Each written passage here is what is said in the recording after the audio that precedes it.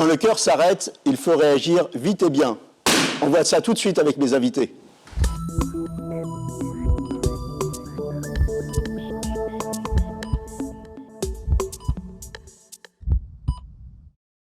Alors avec moi sur le plateau de Capital Santé, le professeur Alexandre Mignon, vous êtes anesthésiste, réanimateur cardiaque, et vous, docteur Paul Dardel, vous êtes médecin urgentiste, fondateur de AED MAP.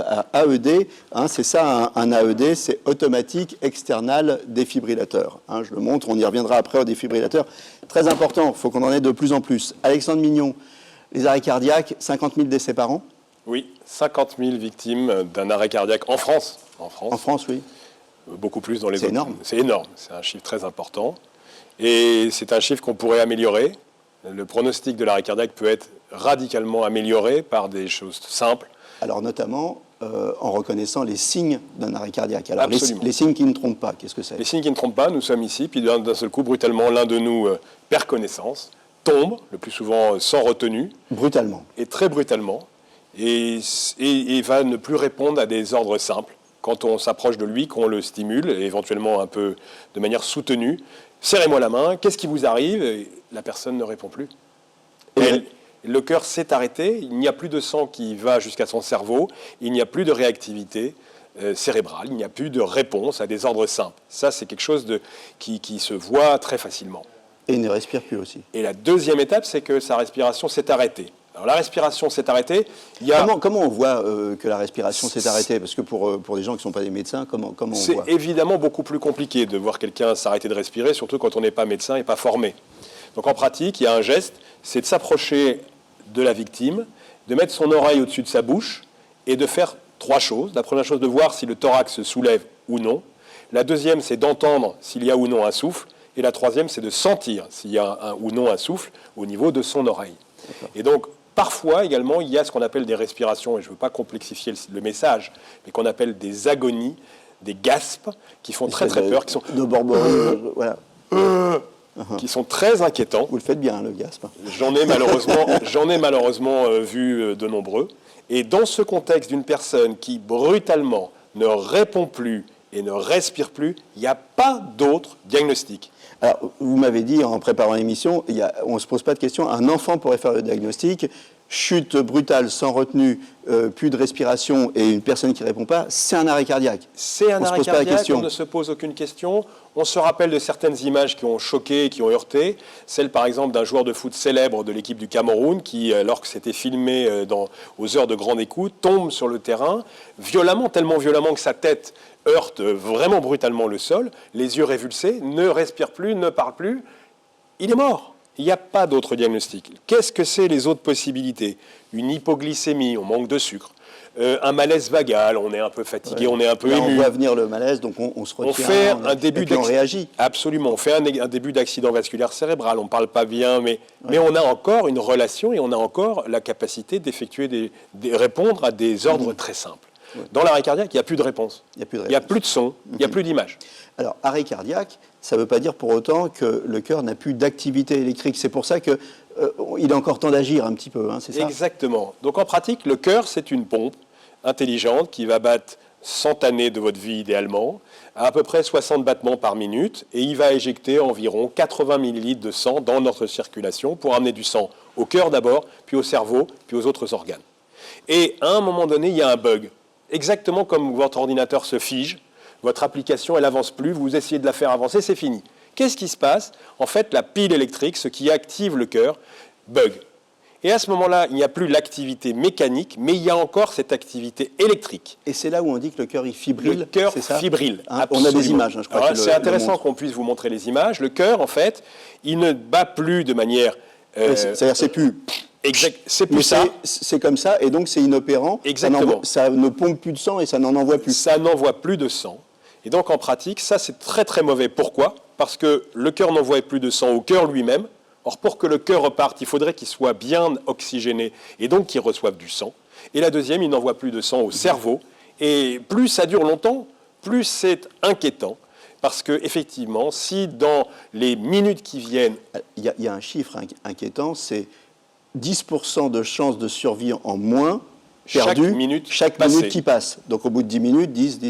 Au bout de 10 minutes, vous faites le calcul. Voilà. C'est quasiment 100% donc il faut intervenir très très vite. de décès. Alors quand le cœur fibrille, il y a les défibrillateurs.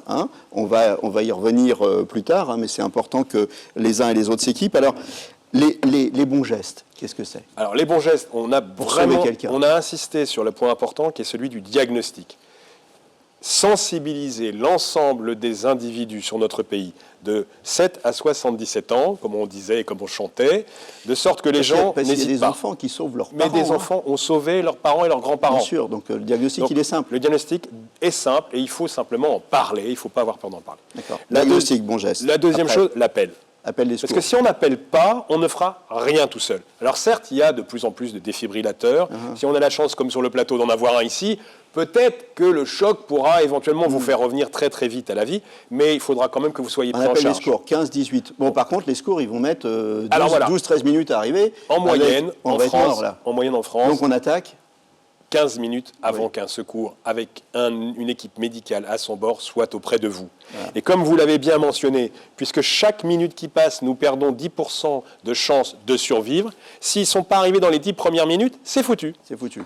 Donc, nous avons appelé, et en attendant que ces secours médicalisés arrivent auprès de vous pour vous aider, le premier témoin qui a fait le diagnostic, qui a appelé au secours, peut continuer à faire des choses. Alors ça tombe bien parce que comme il a appelé... Vous avez parlé du premier témoin, c'est fondamental. 7 accidents sur 10 se passent en face d'un témoin.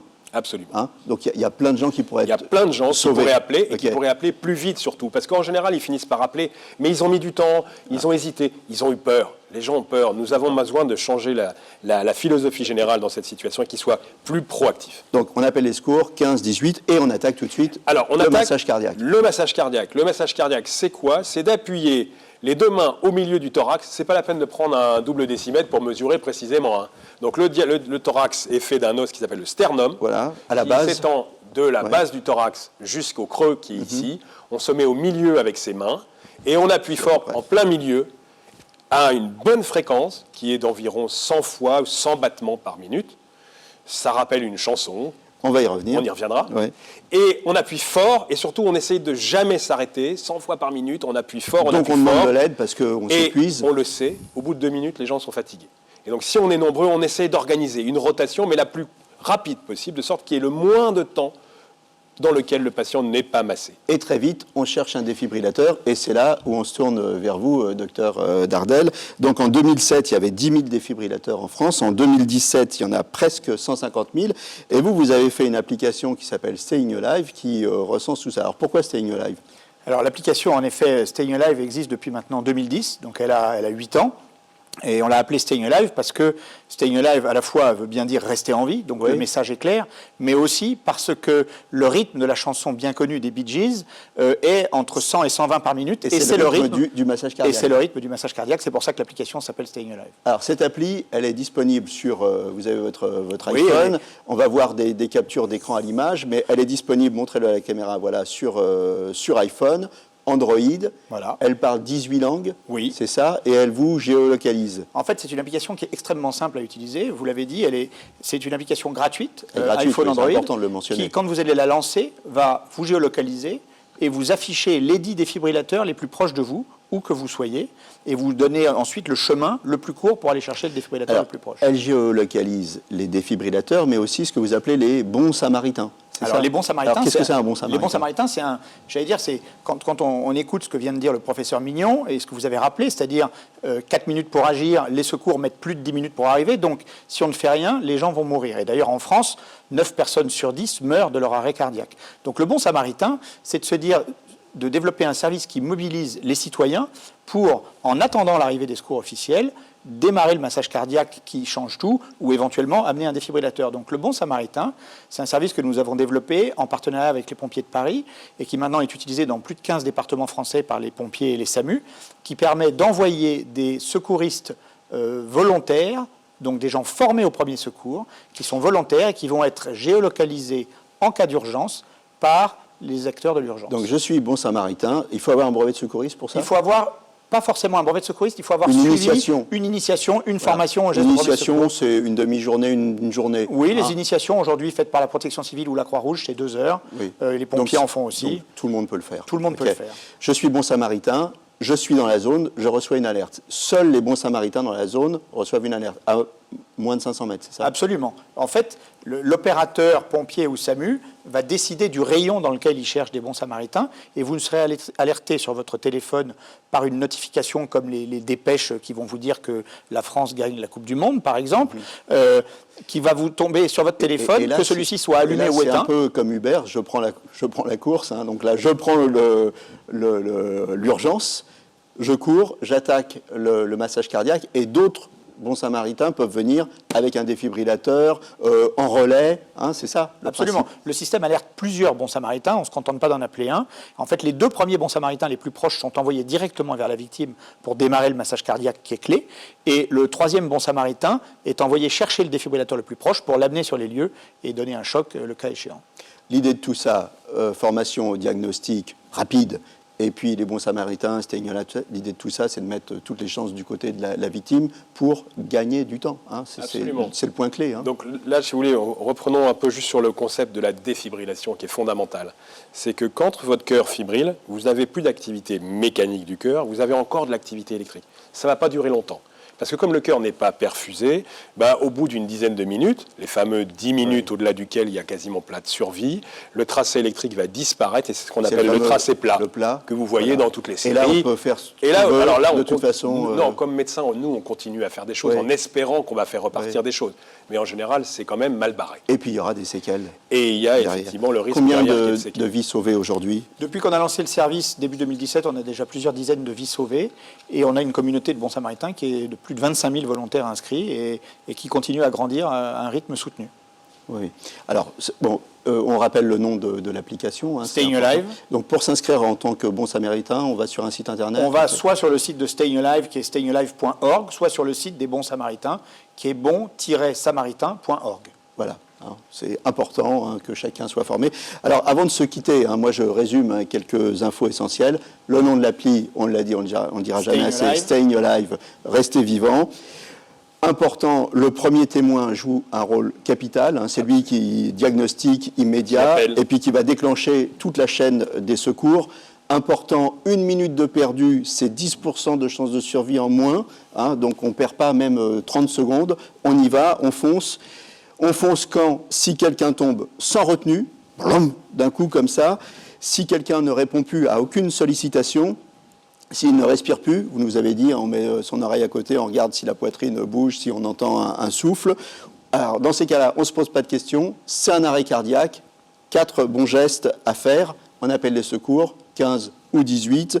On commence immédiatement le massage cardiaque. On demande de l'aide parce qu'on sait qu'on ne va pas tenir très longtemps. On cherche un défibrillateur avec l'appli. Voilà, j'espère que... Et avec un peu de chance, on a pu aussi recruter des bons samaritains. Absolument. Qui sont de plus en plus nombreux à être recrutés sur nos applications et qui vont eux-mêmes venir aider le premier témoin. Voilà, j'espère que vous n'aurez jamais à suivre ces conseils. Merci à tous. Merci. Professeur Mignon. Merci. Docteur Dardel. Gardez le rythme. Hein, voilà. À bientôt pour un nouveau numéro de Capital Santé. Et d'ici là, portez-vous bien.